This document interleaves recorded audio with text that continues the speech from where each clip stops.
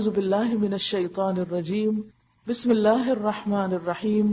لوگ تم سے کلالہ کے معاملے میں فتویٰ پوچھتے ہیں.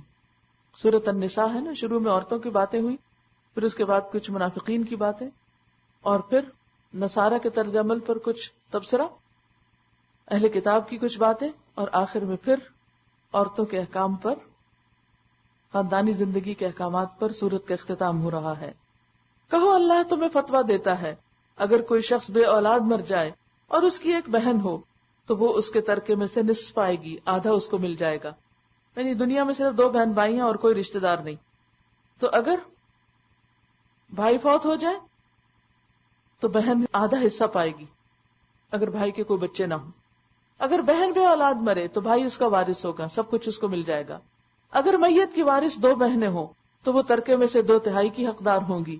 اور اگر کئی بھائی بہنیں ہوں تو عورتوں کا 1 اور مردوں کا 2 حصہ ہوگا. اللہ تمہارے لیے احکام کی توضیح کرتا ہے تاکہ تم بھٹکتے نہ پھرو، اور اللہ ہر چیز کا علم رکھتا ہے. سورۃ المائدہ مدنی سورت ہے. بسم اللہ الرحمن الرحیم. یا ایھا الذین آمنوا اوفوا بالعقود. اے لوگو جو ایمان لائے ہو، بندشوں کی پوری پابندی کرو، عہدوں کی پوری پابندی کرو.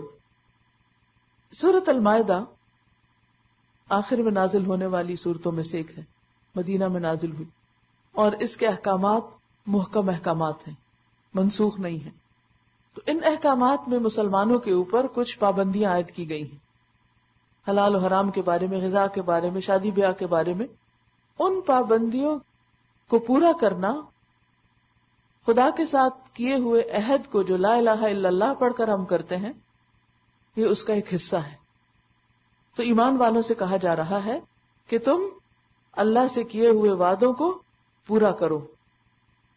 اوفوا بالعقود احلت لکم بہیمۃ الانعام الا ما یتلی علیکم. تمہارے لیے مویشی کی قسم کے سب جانور حلال کیے گئے سوائے ان کے جو آگے چل کر تم کو بتائے جائیں گے. لیکن احرام کی حالت میں شکار کو اپنے لیے حلال نہ کر لو، بے شک اللہ جو چاہتا ہے حکم دیتا ہے. اے لوگو جو ایمان لائے ہو، خدا پرستی کی نشانیوں کو بے حرمت نہ کرو، نہ حرام مہینوں میں سے کسی کو حلال کر لو، نہ قربانی کے جانوروں پر دست درازی کرو، نہ ان جانوروں پر ہاتھ ڈالو جن کی گردنوں میں نظر خداوندی کی علامت کے طور پر پٹے پڑے ہوئے ہوں، نہ ان لوگوں کو چھیڑو جو اپنے رب کے فضل اور اس کی خوشنودی کی تلاش میں مکان محترم کعبہ کی طرف جا رہے ہوں. ہاں جب احرام کی حالت ختم ہو جائے تو تم شکار کر سکتے ہو. اور دیکھو، ایک گروہ نے جو تمہارے لیے مسجد حرام کا راستہ بند کر دیا ہے، تو اس پر تمہارا غصہ تمہیں اتنا مشتعل نہ کر دے کہ تم بھی ان کے مقابلے میں ناروا زیادتیاں کرنے لگو. یعنی اصول یہ ہے کہ انسان پر بڑے سے بڑا ظلم اگر کسی نے کیا ہو تو بھی صرف اتنا حق ہے کہ انسان اس قدر بدلہ لے لے، اس سے آگے بڑھ کر خود ظالم نہ بن جائے. بلکہ زیادہ پسندیدہ کیا ہے کہ انسان معاف کر دے. نہیں، جو کام نیکی اور خدا ترسی کے ہیں ان میں سب سے تعاون کرو، اور جو گناہ اور زیادتی کے کام ہیں ان میں کسی سے بھی تعاون نہ کرو، خواہ اپنے رشتہ داری کیوں نہ ہو. انسان کی بہت بڑی کمزوری کہ جب اس کے دوست یا رشتہ دار کو غلطی بھی کریں تو وہ ان کو منع نہیں کرتے، روکتے نہیں. کیا سوچ کے کہ ان کے ساتھ رہنا ان سے بگاڑ تھوڑی سکتے ہیں، لہذا وہ حق نہیں کہتے، قولوا قولا سدیدا نہیں کہتے. لیکن یہاں پر کیا کہا جا رہا ہے کہ تعاونوا علی البر والتقوی، نیکی اور تقوی میں تعاون کرو. اور کس پہ تعاون نہ کرو؟ جہاں گناہ ہو اور جہاں کوئی زیادتی کی بات ہو، اللہ کی حدوں سے نکلی ہوئی کوئی بات ہو، وہ خواہ کوئی اپنی اولاد کرے یا ماں باپ کرے یا بہن بھائی کرے، کوئی بھی رشتہ کرے، پھر اس میں اس کا پارٹنر نہیں بننا چاہیے. کیونکہ جو شخص کسی کے گناہ میں اس کی مدد کرتا ہے وہ بھی اس میں پورا پورا شریک ہوتا ہے، اور اس کی سزا میں بھی ساتھ شریک ہوگا، کیونکہ وہ غلط کام میں مشورے کے ساتھ یا عملی طور پر یا تائید کے ساتھ شریک تھا. واتقوا اللہ، اور اللہ سے ڈرو، ان اللہ شدید العقاب، بے شک اللہ سخت سزا دینے والا ہے. تم پر حرام کیا گیا مردار، خون، سور کا گوشت، وہ جانور جو خدا کے سوا کسی اور کے نام پر ذبح کیا گیا ہو، غیر اللہ کے نام پر ذبح کیا ہوا جانور، وہ جو گلا گھٹ کر یا چوٹ کھا کر یا بلندی سے گر کر یا ٹکر کھا کر مرا ہو یا جسے کسی درندے نے پھاڑا ہو. اسی وجہ سے جب جانوروں کو چھٹکے سے مارا جاتا ہے تو ان کا گوشت حلال نہیں رہتا، چاہے بسم اللہ پڑھ کر ہی جھٹکا کیوں نہ دیا جائے، کیونکہ یہاں پر ذبح کرنے کے علاوہ باقی طریقے جن سے کسی جانور کی ڈیتھ ہو، خواہ گلا گھٹ جائے یا پھر چوٹ کھائیں، کسی جانور کے ساتھ لڑائی میں ٹکر کھائیں، سینگ کھا کے مرے، یا اوپر سے کوئی گر جائے، جیسے بکریاں چراتے رہتے کہ کوئی چوٹی پہ گئی اور وہاں سے کوئی بکری نیچے گری اور جا کے وہ اس کی جان نکل گئی، یا ٹکر کھا کے مرے، یا کسی درندے نے اس کو پھاڑا ہو، تو ایسا جانور استعمال نہیں کیا جا سکتا، نہیں کھایا جا سکتا، سوائے اس کے جسے تم نے زندہ پا کر ذبح کر لیا. یعنی اگر وہ بے ہوش نہیں ہوا، ابھی جان نکلنا نہیں شروع ہوئی، ابھی وہ زندہ ہے اور تم اس کو ذبح کرتے ہو اور اس کا خون جسم سے نکل جاتا ہے، تو اس صورت میں وہ بس حلال ہوگا. اور وہ جو کسی آستانے پر ذبح کیا گیا ہو، نیز یہ بھی تمہارے لیے ناجائز ہے کہ 500 کے ذریعے سے اپنی قسمت معلوم کرو. یعنی جس طرح مردار حرام ہے، اسی طرح قسمت معلوم کرنے کے جو مختلف طریقے ہیں وہ بھی حرام ہیں.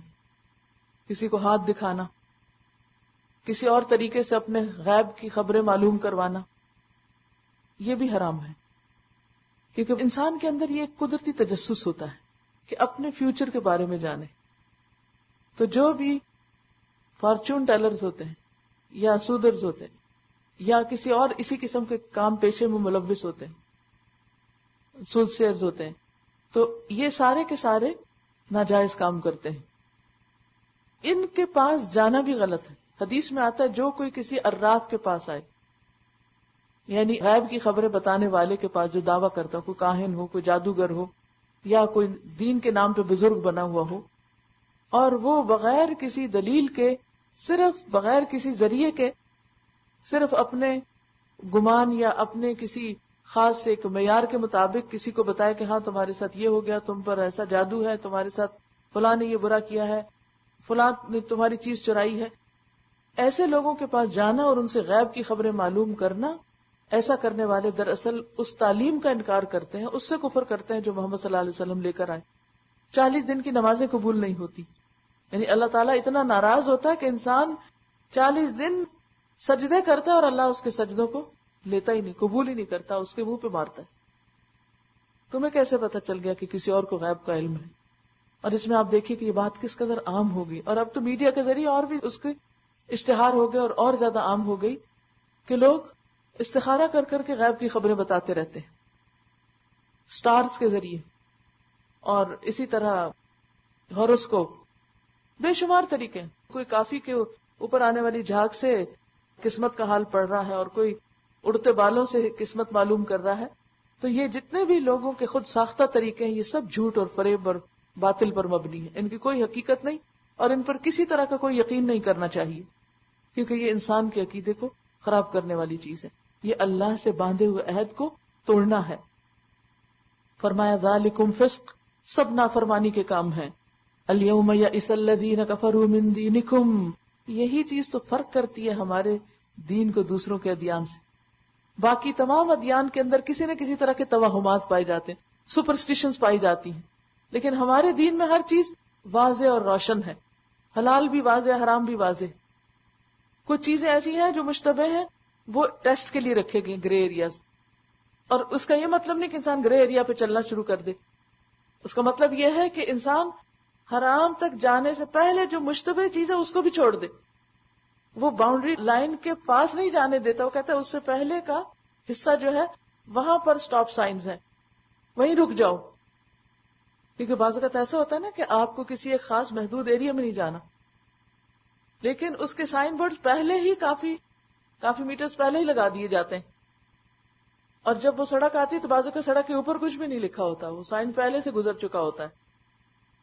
آپ کہتے ہیں کہ ابھی تو آئے ہی نہیں، اور کئی لوگ تو غلطی سے کہاں مڑ جاتے ہیں، کسی پیٹرول پمپ پہ مڑ جاتے ہیں، کسی اور گلی میں مڑ جاتے ہیں، حالانکہ اصل موڑ کہیں اور ہوتا ہے. اس دھوکے کا شکار ہو کے کہ اچھا وہ سائن آ گیا. یا بعض لوگ فرق نہیں کر سکتے، میاں بیوی 2 لوگ گاڑی میں بیٹھے ہوئے، ایک کہتا ہے ادھر مڑنا، دوسرا کہتا ہے ادھر مڑنا، یہ کنفیوژن بھی رہتی ہے. تو بات یہ ہے کہ انسان ڈرائیونگ کرنے نکلے تو بہت ضروری ہے کہ اس کو پتا ہو کدھر مڑنا اور کدھر نہیں مڑنا. پوری ڈائریکشن لے کر نکلے تب منزل پہ پہنچے گا، ورنہ ٹھوکریں کھا کے گھر واپس پہنچے گا. تو اسی طرح حلال اور حرام کا بھی پتا ہونا چاہیے، جس کو اللہ سبحانہ وتعالیٰ نے کلیئرلی بتا دیا. گرے ایریاز کا بھی پتا ہونا چاہیے، اور گرے ایریاز وہ ہیں جہاں اصل حد سے پہلے کے ایریاز جہاں پر کچھ چیزیں ایسی ملیں گی کہ جن کے بارے میں کلیئر احکامات نہیں، تو اس کا معاملہ دل پہ چھوڑا گیا. استفت قلبک ولو افتوک، وہاں کسی اسکالر سے جا کے فتویٰ نہیں لے سکتے تم، بلکہ وہ تمہارا دل فتویٰ دے گا. کیونکہ جب تم ان میں سے کسی ایک چیز کی طرف جانے لگو گے تو دل کہے گا کہ نہیں، دل نہیں مانتا. کئی دفعہ ایسا ہوتا ہے نا کہ آپ کہتے ہیں کہ طبیعت نہیں مانتی، دل نہیں ٹھکتا. وہ جو دل نہ ٹھکنے والی بات ہے وہ کہاں سے آئی؟ وہ آپ کے اندر اللہ نے فطرت میں وہ خیر رکھی ہے. وہ آپ کا ضمیر ہے جو آپ کو بتا رہا ہے کہ آپ کو کیا کرنا چاہیے اور کیا نہیں. لیکن بہت سے لوگ اس آواز کو نہیں سنتے اور خواہشات ان پر غالب آ جاتی اور پھر وہ ان کے تابع ہو جاتے ہیں. فلا تخشوہم واخشونی، ان سے نہ ڈرو، مجھ سے ڈرو، اللہ سے ڈرو. الیوم اکملت لکم دینکم واتممت علیکم نعمتی وردیت لکم الاسلام دینا.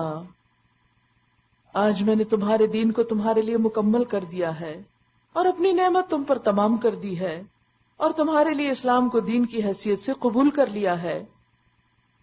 لہذا حلال و حرام کی جو قیود تم پر پابندی عائد کی گئی ہے اس کی پابندی کرو. البتہ جو شخص بھوک سے مجبور ہو کر ان میں سے کوئی چیز کھا لے انتہائی مجبوری میں، بغیر اس کے کہ گناہ کی طرف اس کا میلان نہ ہو، تو بے شک اللہ معاف کرنے والا اور رحم فرمانے والا ہے. لوگ پوچھتے ہیں ان کے لیے حلال کیا کیا گیا؟ کہو تمہارے لیے ساری پاک چیزیں حلال کر دی گئی ہیں، اور جن شکاری جانوروں کو تم نے سدھایا ہو، جن کو خدا کے دیے ہوئے علم کی بنا پر تم شکار کی تعلیم دیا کرتے ہو، وہ جس جانور کو تمہارے لیے پکڑ کر رکھیں اس کو بھی تم کھا سکتے ہو، البتہ اس پر اللہ کا نام لے لو. یعنی شکاری جانور جو تمہارے سدھائے ہوئے ہوں، اگر ان کو تم چھوڑتے اور ان کے ذریعے شکار پکڑتے ہو اور بسم اللہ تم نے پڑھ لی ہو تو وہ گوشت بھی استعمال کر سکتے ہو. واتقوا اللہ، اور اللہ سے ڈرو، تو تبھی تمہیں گرے ایریا نظر آئے گا. اللہ کو حساب لیتے کچھ دیر نہیں لگتی. آج تمہارے لیے ساری پاک چیزیں حلال کر دی گئیں. اہل کتاب کا کھانا تمہارے لیے حلال ہے، لیکن کون سا؟ جو طیب ہو، بذات خود حلال ہو. یہ نہیں کہ اگر اہل کتاب نان ذبیحہ کھا رہے ہیں تو آپ سوچیں کہ چونکہ اہل کتاب کا ہے اس لیے ہم کھا لیں. وہ تو اللہ نے قانون واضح کر دیا کہ ذبیحہ کس قسم کا کھاؤ گے. ہاں اہل کتاب میں سے بھی بعض ہیں جو بالکل صحیح طور پر ذبح کرتے ہیں، اللہ کا نام لے کر کرتے ہیں، تو وہ تم استعمال کر سکتے ہو. اہل کتاب کا کھانا تمہارے لیے حلال ہے، یعنی ان کے ہاتھ کا ذبیحہ مراد یہ ہے، اور تمہارا کھانا ان کے لیے، اور محفوظ عورتیں بھی تمہارے لیے حلال ہیں، خواہ وہ اہل ایمان کے گروہ سے ہو یا ان قوموں سے جن کو تم سے پہلے کتاب دی گئی تھی. یعنی یہود و نصارہ کی وہ عورتیں کہ جو محسنہ ہوں، پاک دامن ہوں، بشرطے کہ تم ان کے مہر ادا کر کے نکاح میں ان کے محافظ بنو، نہ یہ کہ آزاد شہوت رانی کرنے لگو یا چوری چھپے آشنائیاں کرو. یعنی اہل کتاب کی عورتوں سے بھی نکاح کرو گے، صرف گرل فرینڈ کے طور پر ان کو نہیں رکھ سکتے یا مسٹریس کے طور پر نہیں رکھو گے. اسلام میں اس کی اجازت نہیں. کیوں؟ اس لیے کہ کسی بھی عورت کے ساتھ نکاح کے بغیر تعلق قائم کرنا اس عورت کے ساتھ زیادتی ہے، کیونکہ اس سے اس عورت کے حقوق متاثر ہوتے ہیں. تو خواہ وہ مسلمان عورت ہو یا اہل کتاب میں سے، تعلق صرف ایک ہی طریقے سے جائز اور وہ ہے نکاح کا طریقہ. اور جس کسی نے ایمان کی روش پر چلنے سے انکار کیا تو اس کا سارا کارنامہ زندگی ضائع ہو جائے گا، سب کیا دھرا باطل، اور وہ آخرت میں دیوالیہ ہوگا، وہاں اس کو اس کا کچھ بھی فائدہ نہیں ملے گا. یا ایھا الذین آمنوا اذا قمتم الى الصلاة فاغسلوا وجوہکم وایدیکم الى المرافق وامسحوا برؤوسکم وارجلکم الى الکعبین. اب وضو کا طریقہ بتایا جا رہا ہے. تو گویا وضو کرنا بھی اللہ سے کیے ہوئے عہد کی پابندی کرنا ہے، کیونکہ شروع میں جو کہا نا اوفوا بالعقود، تو ایک بندہ جب مومن ہوتا ہے تو پھر اس کے لیے نماز فرض ہوتی ہے، اور نماز کے لیے وضو شرط ہے. اقامت صلاۃ وضو کے بغیر ہو ہی نہیں سکتی، خواہ آپ کتنے ہی خشوع و خضوع سے کھڑے رہیں، گھنٹوں بھی کھڑے رہیں تو وہ نماز قبول نہیں. یہ بھی اللہ سبحانہ وتعالیٰ کا ہم پر بہت بڑا فضل ہے کہ اس نے ہمیں وضو سکھایا. وضو کرنے سے دن میں 5 بار ہم لازمی طور پر اپنے ہاتھ دھوتے ہیں، جس سے سارے جراثیم دھل جاتے ہیں. ہم اپنا چہرہ دھوتے ہیں، جس کی رونق اور تر و تازگی بحال ہو جاتی. کلی کرتے ہیں، منہ کے اندر پائے جانے والے تمام تعفنات دور ہو جاتے ہیں. ناک میں پانی ڈال کر اس کو دھوتے ہیں. ناک کے اندر جس قسم کی غلاظتیں ہوا میں سے انسان کے سانس لینے کے دوران کے عمل میں جو وہاں پر چپک جاتی ہیں وہ صاف ہو جاتی ہیں. اور اسی طرح بالوں کا بھی مسح کرتے ہیں، کانوں کا مسح کرتے ہیں کہ اگر وہاں بھی کوئی گرد و غبار چلا گیا ہے تو وہ بھی صاف ہو جائے. پاؤں دھوتے ہیں. تو گویا دن میں 5 بار انسان صاف ستھرا ہو کر نکلتا ہے. اسی لیے نماز پڑھنے کو کس سے تعبیر کیا گیا؟ آپ نے ایک حدیث میں فرمایا کہ اگر تم میں سے کسی کے دروازے پہ نہر بہ رہی ہو اور وہ دن میں 5 مرتبہ اس سے نہائے تو کیا پھر بھی اس کے جسم پر کوئی میل کچیل رہ جائے گی؟ کہ کبھی بھی نہیں، ہرگز نہیں. ایک دفعہ نہا کے بھی لگتا ہے کہ صاف ہو گئے، 5 دفعہ کون نہاتا ہے؟ لیکن 5 وقت وضو کر کے نماز پڑھنا ایسا ہی ہے جیسے دن میں 5 بار نہانا. اس کے اتنے زبردست فائدے ہیں. اسی لیے اللہ سبحانہ وتعالیٰ نے جن اعضاء کا دھونا اور مسح کرنا لازم ہے ان کا خود ذکر کر دیا. اگر جنابت کی حالت میں ہو تو نہا کر پاک ہو جاؤ. اگر بیمار ہو یا سفر کی حالت میں ہو، یا تم میں سے کوئی شخص رفع حاجت کر کے آئے، یا تم نے عورتوں کو ہاتھ لگایا ہو اور پانی نہ ملے تو پاک مٹی سے کام لو. بس اس پر ہاتھ مار کر اپنے منہ اور ہاتھوں پر پھیر لیا کرو، کیونکہ مٹی کے اندر ایسے اثرات موجود ہیں جو انسان کے جسم پر بیکٹیریا کو جو نقصان دہ ہیں ان کو وہ پاک کرتے ہیں. ریسنٹلی ایک سرجن کے بارے میں آیا کہ وہ اپنے انسٹرومنٹس کو استعمال کرنے کے بعد مٹی میں دبا دیتا ہے، کیونکہ مٹی کے اندر ایسی خصوصیت پائی جاتی ہے جو جرمز کو کل کرتی. آپ نے دیکھو کہ بیک ہوم جو لوگ گاؤں دیہات وغیرہ میں رہتے ہیں وہ ڈٹرجنٹ سے برتن نہیں دھوتے. کیا استعمال کرتے ہیں؟ مٹی استعمال کرتے ہیں، راکھ استعمال کرتے ہیں، اور وہ ہم سے زیادہ صحت مند ہوتے ہیں، کیونکہ جتنے زیادہ کیمیکلز یوز ہوتے ہیں وہ اتنے ہی زیادہ کھانے کے ذریعے ہمارے جسم کے اندر چلے جاتے ہیں، اور ہمارے غریب جگر کو، لیور کو حد سے زیادہ کام کرنا پڑتا ہے ڈیٹاکس کرنے کے لیے، ان زہریلے مادوں کو باہر نکالنے کے لیے، اور وہ تھک جاتا ہے. شکر ہے کہ روزے آئے ہیں کہ اس کو بھی کچھ آرام ملے. پھر فرمایا وَإِن كُنتُم مَرْضَىٰ أَوْ عَلَىٰ سَفَرٍ أَوْ جَاءَ أَحَدٌ مِّنكُم مِّنَ الْغَائِطِ أَوْ لَامَسْتُمُ النِّسَاءَ فَلَمْ تَجِدُوا مَاءً فَتَيَمَّمُوا صَعِيدًا طَيِّبًا. پاک مٹی سے کام لے کر تیمم کر لو، بس اس پر ہاتھ مار کر اپنے منہ اور ہاتھوں پر پھیر لیا کرو. تیمم میں صرف فیس اور دونوں ہتھیلیاں اتنی ہی کافی ہیں، بازو یا پاؤں یا اور جگہوں کا مسح اس کی ضرورت نہیں. اللہ تم پر زندگی کو تنگ نہیں کرنا چاہتا، مگر وہ چاہتا ہے کہ تمہیں پاک کرے. یعنی یہ نہیں کہا کہ بیمار ہو تب بھی وضو کرو، جیو یا مرو وضو ضروری نہیں. اگر وضو نقصان دہ ہے، وضو سے بیماری میں اضافہ ہوتا ہے یا نہانے سے تکلیف بڑھ جاتی ہے، تو اس صورت میں اجازت ہے کہ پھر تیمم کر لو. اس سے تمہارے اندر پاکیزگی کے احساسات آ جائیں گے، اور ظاہری اعضاء پر، چہرے اور ہاتھ پر لگے ہوئے جو جراثیم ہیں مٹی ان کو بھی ختم کر دے گی اور اپنی نعمت تم پر تمام کر دے. کون سی نعمت؟ دین اسلام کی نعمت. شاید کہ تم شکر گزار بنو. یعنی جب ایک حکم ملتا ہے بعض اوقات تو اس وقت ہمیں بڑی تنگی محسوس ہوتی ہے، اور وضو کرنا کوئی آسان کام نہیں. وضو ایک مشکل کام ہے، خواہ اس کے کتنے ہی فائدے کیوں نہ ہو. اچھا، جب ہم صرف حکم سمجھ کر وضو کرتے ہیں تو ہمیں بھاری لگتا ہے. جب ہمیں فائدے پتہ چلتے ہیں تو ہم کہتے ہیں شکر ہے کہ وضو فرض ہے، اور اس بہانے ہم وضو کر لیتے ہیں. اگر یہ لازم نہ ہوتا تو ہم کہاں وضو کرتے. اگر یہ کہا جاتا کہ یہ والنٹری عمل ہے، جو چاہے وضو کر لے اور باقی ویسے ہی نماز پڑھ لے، بتائیے کتنے لوگ وضو کر کے آتے. وَاذْكُرُوا نِعْمَتَ اللَّهِ عَلَيْكُمْ، اور اللہ کی نعمت جو اس نے تم پر کی اس کا خیال رکھو، اس کو یاد کرو، اور اس پختہ عہد و پیمان کو نہ بھولو جو اس نے تم سے لیا ہے.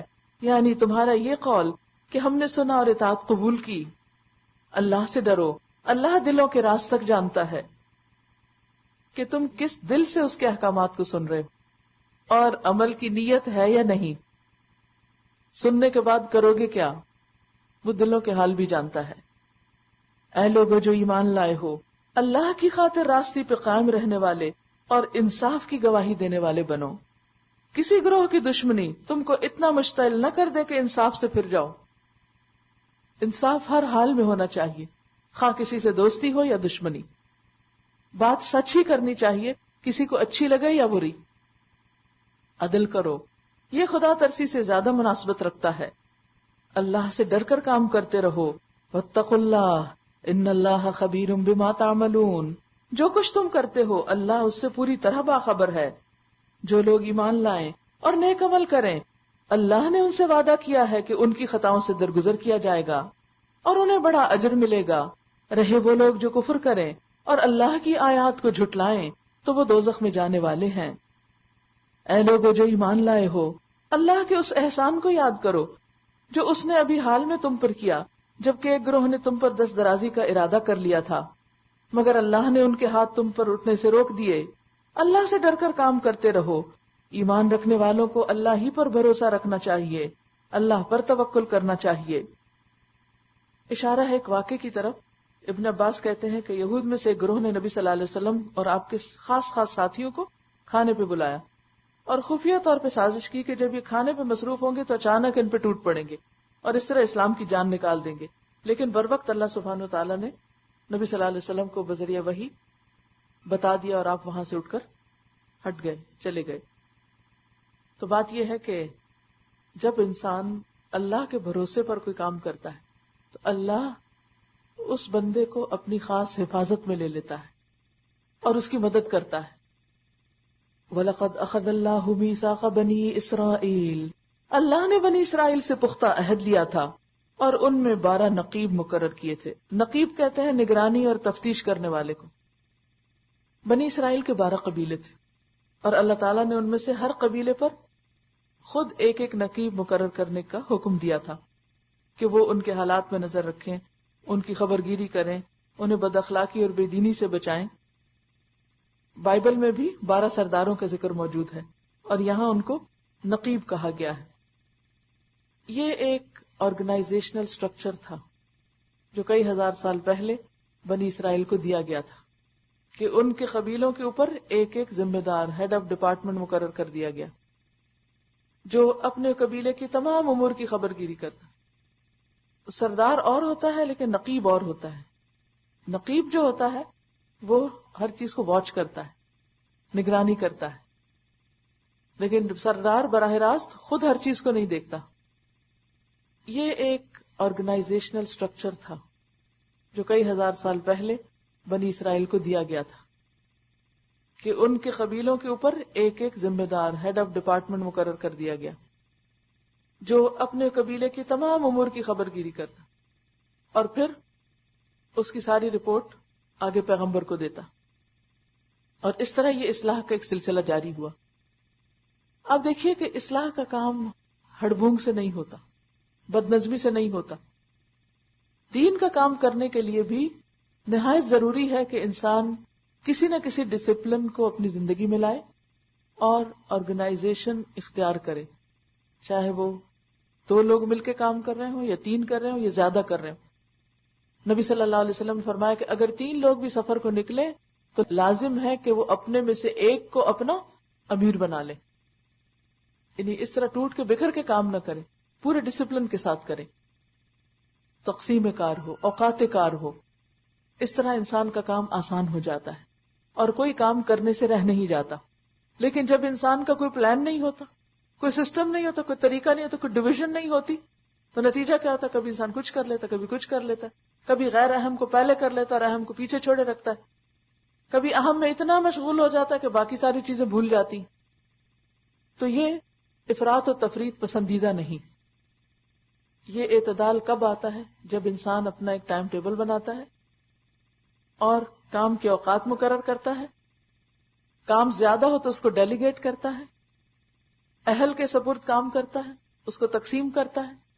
تقسیم کرنے کے بعد ذمہ داری دینے کے بعد اس کو فالو اپ کرتا ہے, اس کو دیکھتا ہے, خبر گیری کرتا ہے, اور پھر جب تک وہ پروجیکٹ مکمل نہ ہو جائے اس کو ادھورا نہیں چھوڑتا, آدھے میں نہیں چھوڑتا, حتیٰ کہ وہ کمپلیشن اس کی ہو جائے اور انسان سکسیسفل ہو جائے.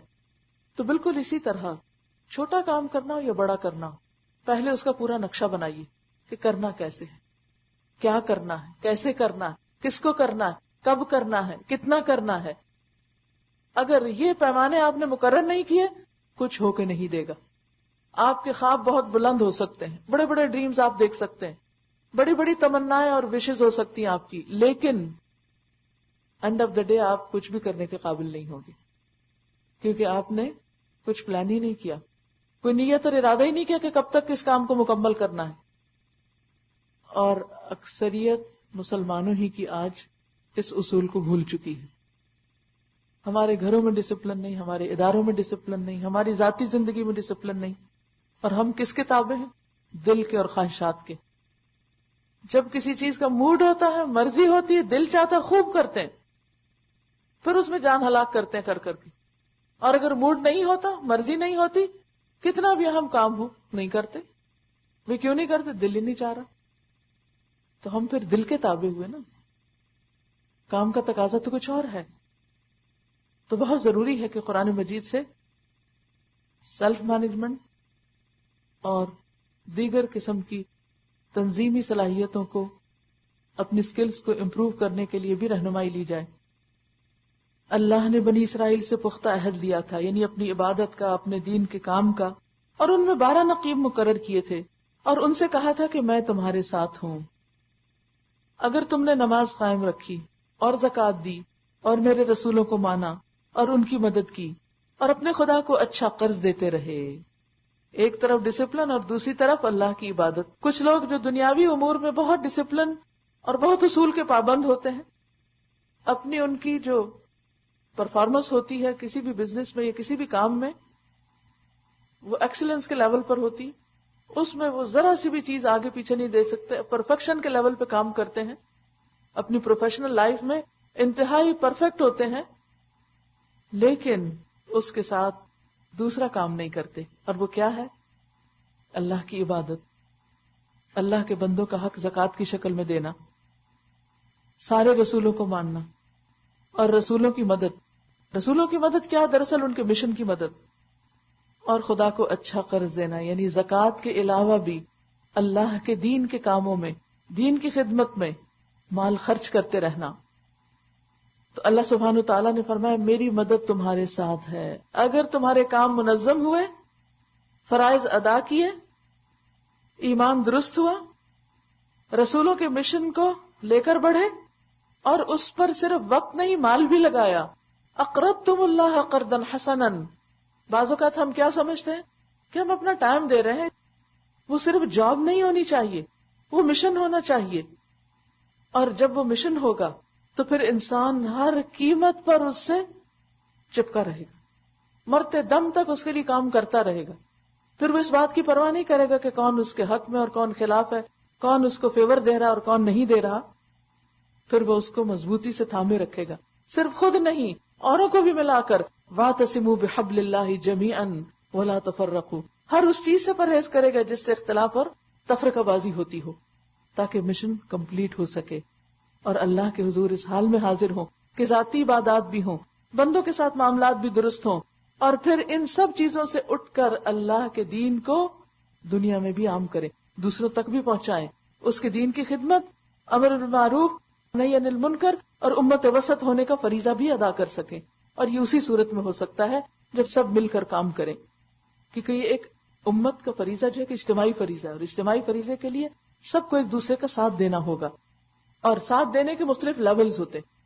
کچھ لوگوں کے ساتھ آپ سب چیزوں سے اٹھ کر اللہ کے دین کو دنیا میں بھی عام کریں, دوسروں تک بھی پہنچائیں, اور یہ اسی صورت میں ہو سکتا ہے جب سب مل کر کام کریں. امت کا فریضہ جو ہے کہ اجتماعی فریضہ ہے, اور اجتماعی فریضے کے لیے سب کو ایک دوسرے کا ساتھ دینا ہوگا. اور ساتھ دینے کے مختلف لیولز ہوتے. کچھ لوگوں کے ساتھ آپ کا کلوز کانٹیکٹ ہوگا, کچھ آپ کی ڈائریکٹ مدد کر رہے ہوں گے جان اور مال کے ساتھ, اور کچھ لوگ آپ کی انڈائریکٹ مدد کر رہے ہوں گے. لیکن ہر کام آپ کا اکیلا کام نہیں، سب چیزوں سے اٹھ کر اللہ کے دین کو دنیا میں بھی عام کریں، دوسروں تک بھی پہنچائیں، اس کے دین کی خدمت، امر معروف اور نہی عن المنکر اور امت وسط ہونے کا فریضہ بھی ادا کر سکیں. اور یہ اسی صورت میں ہو سکتا ہے جب سب مل کر کام کریں اور ایک اینٹ دوسرے کے ساتھ اس طرح جڑے کہ مضبوط دیوار بن جائے. ایسے ہی لوگوں سے اللہ محبت رکھتا ہے. ان اللہ یحب الذین یقاتلون فی سبیلہ صفا کأنہم بنیان مرصوص. وہ پھر ایک سیسا پلائی دیوار بن جاتے ہیں، وہ دیوار جس کو کوئی توڑ نہیں سکتا، تب وہ دوسروں کے لیے بھی سہارا بنتے ہیں. لیکن اگر انسان کوئی اکیلا کام شروع کرے اور وہ کہ بس یہ تو بس میرا ذاتی کام ہے اور صرف مجھے کو کرنا ہے اور میں اس میں کسی اور کو شریک نہیں کر سکتا، کسی اور کو یہ کام دے نہیں سکتا، تو اس کی سوچ محدود ہوتی. کیا ہوتا ہے؟ وہ کام پھر سکڑ جاتا ہے اور بالآخر ختم ہو جاتا ہے. دو ہی راستے ہیں، یا آگے بڑھے گا، پھیلے گا، اس کی تیاری کریں، یا پھر اگر اتنا دل نہیں، اتنا بوجھ اٹھا نہیں سکتے، اتنی تربیت نہیں ہوئی، اتنی ذمہ داری لے نہیں سکتے، تو یاد رکھیے کوئی چیز ایک جگہ نہیں رکتی، یا وہ بڑھتی یا وہ گھٹتی، یا بڑھے گا یا پھر گھٹ جائے گا اور گھٹتے گھٹتے وانش ہو جائے گا. تو جب بھی آپ بحیثیت امت اپنی کوئی ذمہ داری ادا کرنے کے لیے، دین کی خدمت کے لیے، امت کی ذمہ داری پوری کرنے کے لیے کوئی بھی کام کریں تو سوچ لیں کہ یہ صرف آپ کا کام نہیں، یہ مل کر کرنے کا کام ہے اور بہت سو کو ساتھ لے کر چلنے کا نام ہے. اور جو ایسا کرے اس کے لیے پھر ہمیشہ کی راحتیں ہیں، بڑا اجر ہے، کیونکہ پھر وہ کام صرف انسان کی زندگی کے اندر تک نہیں رہتا، وہ اس کے مرنے کے بعد بھی اس کے اثرات جاتے ہیں. وہ جہاں بھی آپ جو رول بھی پلے کرتے ہیں اس کے اثرات بعد تک بھی وہ نسلوں تک جاتے ہیں، پھر وہ آپ کے لیے صدقہ جاریہ بنتے ہیں، وہ بڑھتے رہتے ہیں، بڑھتے رہتے ہیں. وہ قرض حسنہ بھی ایک کھجور ایک پہاڑ برابر ہو جاتی ہے. اسی لیے جب جنت پہ پہنچیں گے تو اس کی وسعتیں اور اس کی فراخی بھی بیونڈ امیجنیشن ہے کہ وہ کتنی بڑی جنت ہوگی، وہ کتنا بڑا گھر ہوگا، اور اس کو انجوائے کرنے کے لیے کتنی زیادہ طاقت بھی دے دی جائے گی. انسان کے ہر عضو کے اندر کئی گنا زیادہ طاقت ہوگی کہ وہ کسی خوبصورتی کو دیکھ کے اکتائے گا نہیں، کسی اچھی چیز کو سن کے نہیں اکتائے گا، کسی خوشبو سے نہیں اکتائے گا، کسی ٹیسٹ سے نہیں اکتائے گا، اس کے ساتھ جو انسان ہوں گے ان سے نہیں اکتائے گا، جبکہ دنیا میں یہ سارے مشکلات ہیں. تو کیا ہوگا؟ لَأُكَفِّرَنَّ عَنكُمْ سَيِّئَاتِكُمْ، تو یقین رکھو کہ میں تمہاری برائیاں تم سے زائل کر دوں گا اور تم کو ایسے باغوں میں داخل کروں گا جن کے نیچے نہریں بہتی ہوں گی. مگر اس کے بعد جس نے تم میں سے کفر کی روش اختیار کی تو در حقیقت اس نے سواء السبیل گم کر دی، یعنی سیدھے رستے سے بہک گیا. فَبِمَا نَقْضِهِمْ مِيثَاقَهُمْ لَعَنَّاهُمْ وَجَعَلْنَا قُلُوبَهُمْ قَاسِيَةً. پھر یہ ان کا اپنے عہد کو توڑ ڈالنا تھا. اللہ نے ان کو سارا انتظام کر کے اصول بتا دیے. شروع میں انہوں نے حامی بھر لی، بڑے جوش جذبے کے ساتھ کام شروع ہو گیا. بعد میں کیا ہوا؟ بیک آف کر گئے، وڈرا کر لیا، پیچھے ہٹ گئے، عہد پورا نہ کیا. اوفو بعہدی اوفی بعہدکم، وہ عہد نبھا نہ سکے.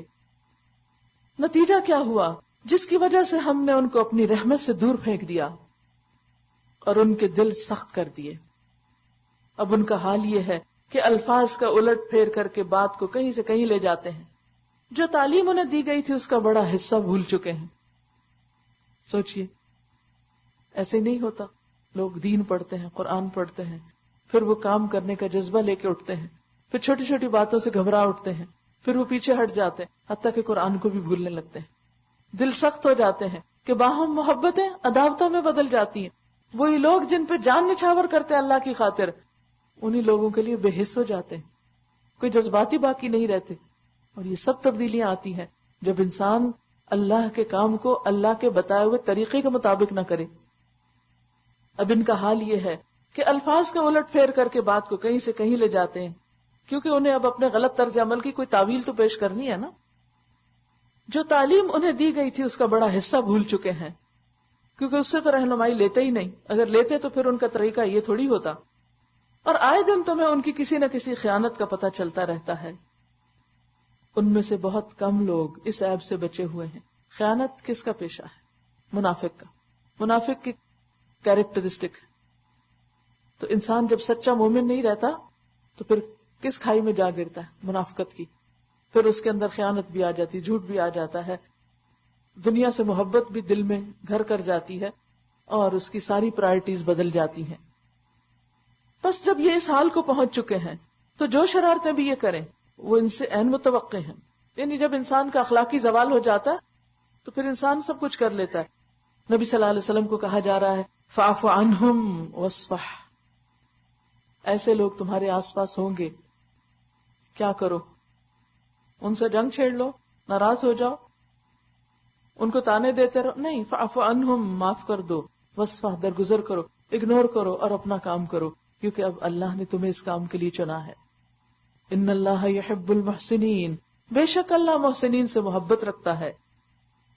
ومن الذین قالوا انا نصارى اخذنا میثاقهم، اسی طرح ہم نے ان لوگوں سے بھی پختہ عہد لیا تھا جنہوں نے کہا تھا کہ ہم نصارہ ہیں، مگر ان کو بھی جو سبق یاد کرایا گیا تھا اس کا ایک بڑا حصہ انہوں نے فراموش کر دیا. وہ بھی اپنی کتاب کو بھول گئے، کتاب کو چھوڑ دیا اور دوسرے طریقوں پہ چلنے لگے. آخر کار ہم نے ان کے درمیان قیامت تک کے لیے دشمنی اور آپس کے بغض و عناد کا بیج بو دیا. یہ سزا ہوتی ہے اللہ کے دین کو ماننے اور اس کی کتاب کو جاننے والی قوموں کی. جب وہ کتاب کو چھوڑتے ہیں، کتاب کی تعلیمات کو چھوڑتے ہیں، تو ان کے دل آپس میں ایک دوسرے سے پھٹ جاتے ہیں. یاد رکھیے، جہاں بھی دین والے لوگوں میں باہم بغض و عناد ہوگا، دین کا کام کرنے والے لوگوں کے دلوں کے درمیان آپس میں اگر نفرت ہوگی تو اس کی واحد کاز یہی ہوگی کہ وہ اللہ کی تعلیم کو بھول گئے، مقصد کو بھول گئے، وہ اس وجہ کو بھول گئے جس کے لیے اکٹھے ہوئے تھے. اور جب مقصد ہی نگاہوں سے گم ہو گیا تو بھٹکنے اور خوار ہونے کے سوا پھر رہ کیا گیا؟ علاج کیا ہے؟ لوگوں کو واپس اسی کتاب کی طرف پلٹایا جائے. اور ضرور ایک وقت آئے گا جب اللہ انہیں بتائے گا کہ وہ دنیا میں کیا بناتے رہے ہیں، کیا کرتے رہے، دین کو چھوڑ کر، قرآن کو چھوڑ کر، اور کن کاموں میں لگ گئے. وہ انہیں خوب خوب بتا دے گا. اے اہل کتاب، ہمارا رسول تمہارے پاس آ گیا ہے جو کتاب الہی کی بہت سی ان باتوں کو تمہارے سامنے کھول رہا ہے جن پر تم پردہ ڈالا کرتے تھے. تم انہیں لوگوں کے سامنے نہیں لاتے تھے کہ اگر لوگوں کو پتہ چل گیا تو پھر ہمارا احتساب ہوگا، ہم لوگوں کی نگاہوں سے گر جائیں گے، لہذا حق دکھاؤ ہی نہ، چھپا کے رکھو اور کہو کہ یہ سب کو سمجھ نہیں آتا، سب اس کو نہ پڑھا کریں. اور بہت سی باتوں سے درگزر بھی کر جاتا ہے ہمارا رسول. تمہارے پاس اللہ کی طرف سے روشنی آ گئی ہے اور ایک ایسی حق نما کتاب جس کے ذریعے سے اللہ تعالیٰ ان لوگوں کو جو اس کی رضا کے طالب ہیں سلامتی کے طریقے بتاتا ہے. سبل السلام، یہ کس کے لیے ہے؟ جو اس کتاب سے ہدایت حاصل کرے، جو اللہ کی رضا مندی کے کام کرے، اللہ ان کو پھر اس فتنے فساد بغض و عناد سے محفوظ رکھتا ہے، اس سے نجات دیتا ہے اور صحیح راستہ سجھا دیتا ہے. وَيُخْرِجُهُم مِّنَ الظُّلُمَاتِ إِلَى النُّورِ بِإِذْنِهِ وَيَهْدِيهِمْ إِلَى صِرَاطٍ مُسْتَقِيمٍ، اور اپنے اذن سے ان کو اندھیروں سے نکال کر اجالے کی طرف لاتا ہے اور راہ راست کی طرف ان کی رہنمائی کرتا ہے، سیدھا راستہ ان کو دکھاتا ہے. کتنی بھی پر مشکلات ہو، انسان کو پتہ چل جاتا ہے کہ اس کو کیا کرنا چاہیے، اس کو وے آؤٹ مل جاتا ہے، اس کی مشکلات ختم ہو جاتی ہیں اگر اس کے دل کی اصلاح ہو جائے. اور دل کی اصلاح سے مراد یہاں کیا ہے؟ من اتبع رضوانہ، جو اللہ کی رضا چاہتا ہے، بندوں کی نہیں. کیونکہ اگر ہم بندوں کی رضامندی کے لیے کوئی کام کریں گے اللہ کا تو وہ زیادہ دیر نہیں کر سکتے، اس میں استقامت نہیں ہوگی، پائیداری نہیں ہوگی، وہ بہت جلد فیڈ اپ ہو کے چھوڑ دیں گے. لقد کفر الذین قالوا ان اللہ هو المسیح ابن مریم، یقیناً کفر کیا ان لوگوں نے جنہوں نے کہا کہ مسیح ابن مریم ہی خدا ہے.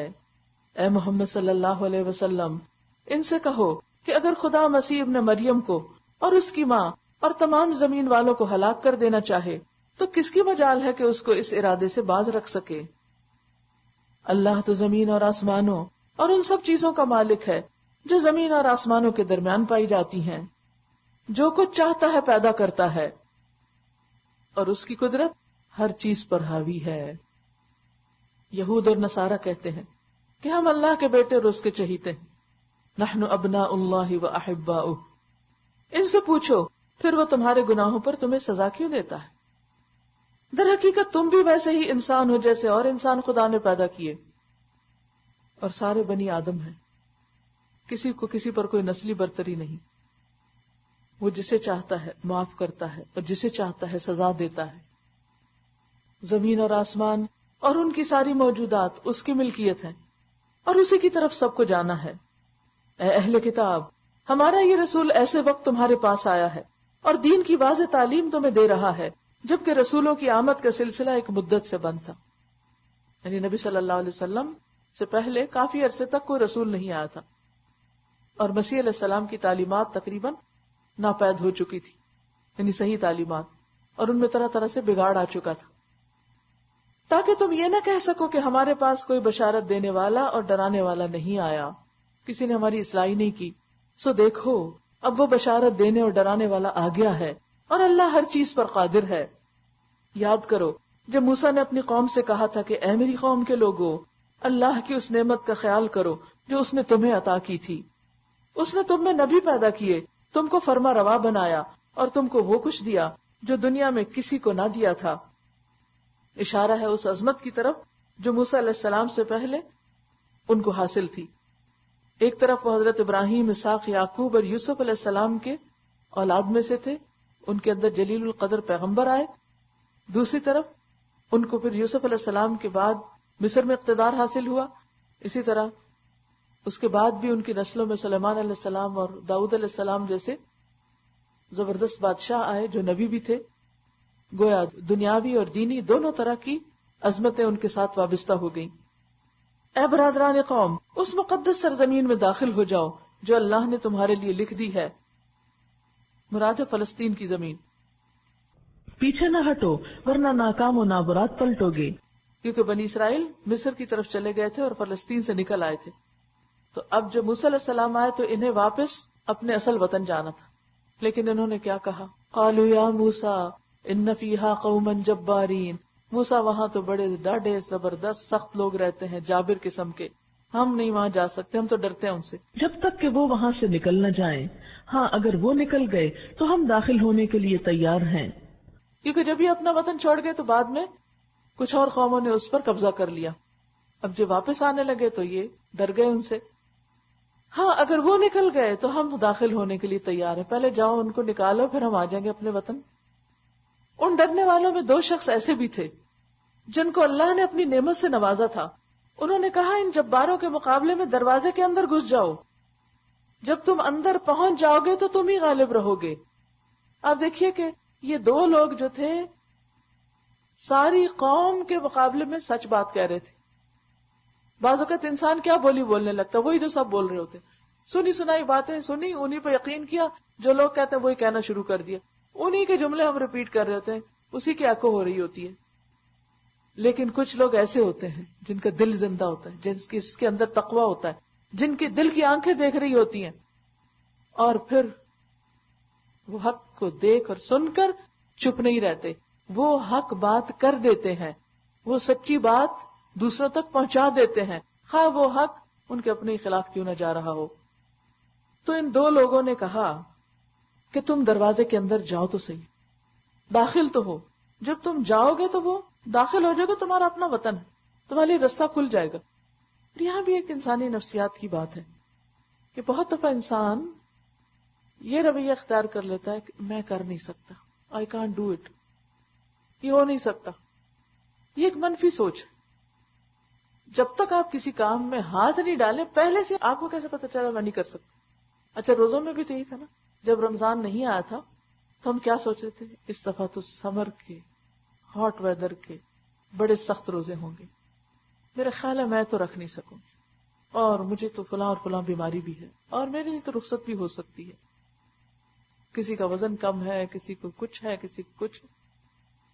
لیکن بات یہ ہے کہ جب انسان کر لیتا ہے، جب آپ رمضان میں داخل ہو گئے، اذا دخلتموہ فانکم غالبون، آپ نے گرمی پہ بھی قابو پا لیا، پیاس پہ بھی قابو، بھوک پہ بھی قابو پا لیا، اور اب آپ شام کو ایسا فیل کرتے ہیں جیسے کوئی بات ہی نہ ہو. تھوڑا بہت ہوتا ہے لیکن کوئی ایسی بھی بڑی مجبوری نہیں کہ بہت ہی کوئی کریونگ ہو رہی ہو کھانے کی یا چائے کی یا کسی اور چیز کی، کچھ بھی نہیں، بلکہ الٹا خوش ہو رہے ہیں، زیادہ انرجی محسوس ہو رہی ہے، کیونکہ جو ہمارا جسمانی طاقت ہے وہ ساری معدے کی طرف نہیں مرکوز، بلکہ اب اس کو دماغ کی طرف بھی کام کرنے کا موقع مل رہا ہے، دماغ کی نمی بھی درست ہو رہی ہے، اس کو بھی انرجی مل رہی، ہیٹ مل رہی ہے، اور وہ بھی بہتر کام کرنے لگا ہے، نیند بھی کم ہو گئی، پھر بھی جی رہے ہیں، جس کا سوچ ہی نہیں سکتے کہ 6 گھنٹے تو لازمی سونا ہے، اب 3 سو کے بھی کام کر لیتے۔ بہت سے لوگوں کا ایسا ہی حال ہے کہ 3-4 گھنٹے سے زیادہ سوال ہی پیدا نہیں ہوتا کہ سو سکے، لیکن سب کچھ ہو رہا ہے، کہاں سے یہ طاقت آئی؟ کبھی آپ سوچ سکتے ہیں کہ آپ دن اور رات میں 3 گھنٹے سوئے ہوں اور پھر سارا دن کام کریں؟ سوچ بھی نہیں سکتے۔ تو یہ ایک حقیقت ہے کہ بہت سے اچھے کام، بڑے کام، نیکی کے کام ہم ان کو کر سکتے ہوتے ہیں، ہم اس کے قابل ہوتے ہیں، اللہ نے ہمارے اندر پوٹینشیل رکھا ہوتا ہے، لیکن ہمارے ارادے کی کمزوری، نیت کی خرابی، آرام پسندی، تساہل پسندی، سستی ہم سے اس کام کا موقع، اپرچونٹی چھین لیتی ہے اور ہم پیچھے رہ جاتے ہیں دوسروں کے مقابلے میں۔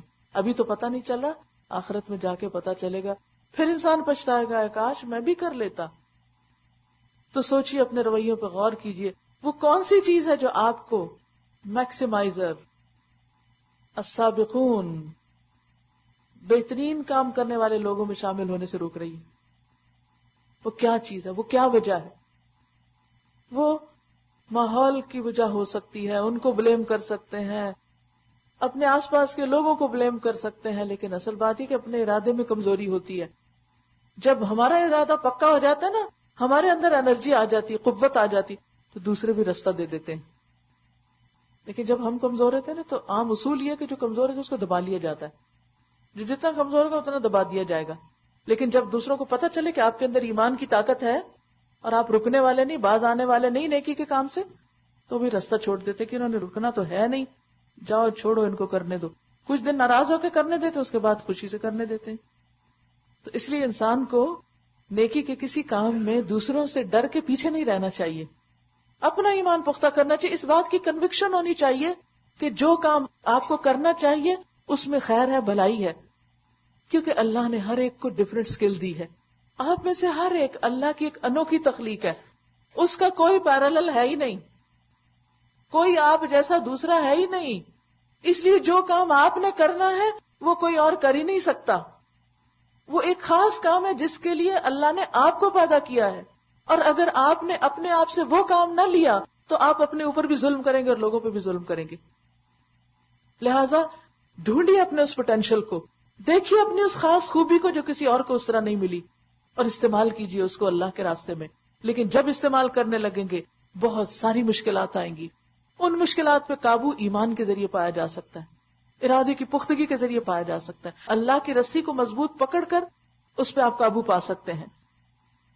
تو کیسے کیسے جابری کیوں نہ ہو، کیسے کیسے سخت لوگ ہی کیوں نہ ہو، آپ تعداد میں کم ہی کیوں نہ ہو، لیکن جا کے دیکھو تو صحیح، کیونکہ جو دروازہ کھٹکھٹاتا ہے اس کے لیے دروازہ کھلتا یا نہیں؟